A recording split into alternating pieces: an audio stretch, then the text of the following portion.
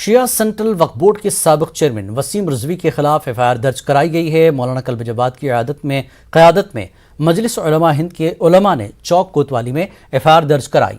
वाज़ेह है कि कल ही उत्तर प्रदेश शिया सेंट्रल वक्फ बोर्ड के नए चेयरमैन अली जैदी का इंतखाब हुआ है। अली जैदी मौलाना कल्ब जवाद के करीबी तस्वुर किए जाते हैं।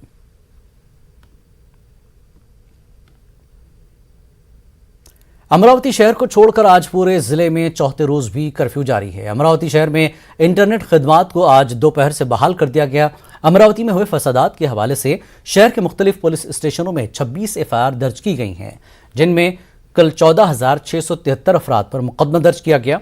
वाज़ेह के कल अमरावती से 14 बीजेपी लीडरान को फसाद बर्पा करने के इल्जाम में गिरफ्तार किया गया था, जिन्हें देर रात जमानत पर रिहा किया गया। वहीं फसाद बर्पा करने के अहम मुल्ज़मीन अब भी पुलिस की गिरफ्त से बाहर हैं, जबकि दीगर मुल्ज़मीन की गिरफ्तारी के लिए टास्क फोर्स तश्कील दी गई है।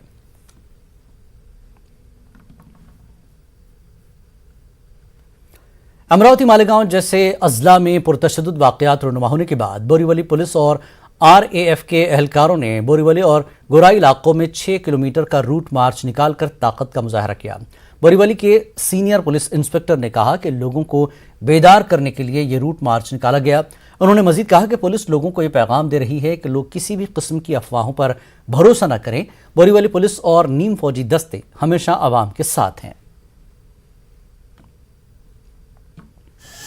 इस पथ संचलन का मुख्य उद्देश्य यह है कि जनता को बोरीवली थाने की तरफ से और ये जो अर्धसैनिक बल है या दल है, इनकी तरफ से हम एक संदेशा देना चाहते हैं कि आप किसी भी अफवाह पर विश्वास ना करें। अफवाहें जो है वो अफवाहें बस और बस कुछ नहीं है। कुछ भी गलत अफवाहें फैलाते हैं लोग, उस अफवाह पर आप विश्वास ना करें।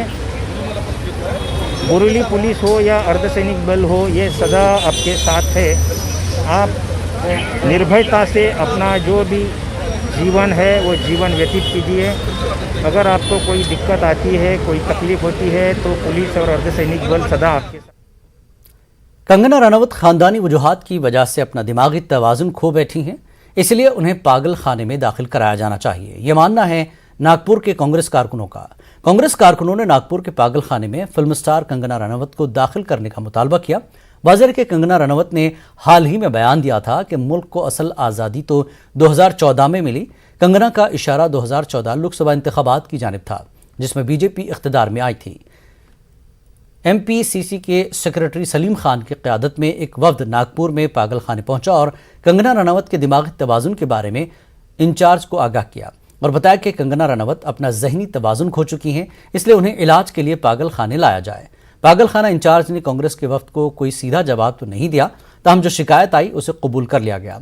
पागल खाना इंचार्ज ने कहा कि ये एक अलामती सियासी तहरीक है और हम भी इसके साथ ऐसा ही सलूक कर रहे हैं। जिसे आज देश के राष्ट्रपति ने पद्मश्री से सम्मानित किया, कंगना रनौत को, वो एक मानसिकता उसकी खराब हो चुकी है। इसका कारण ये है कि जिसे देश कब आज़ाद हुआ इसकी जानकारी नहीं है।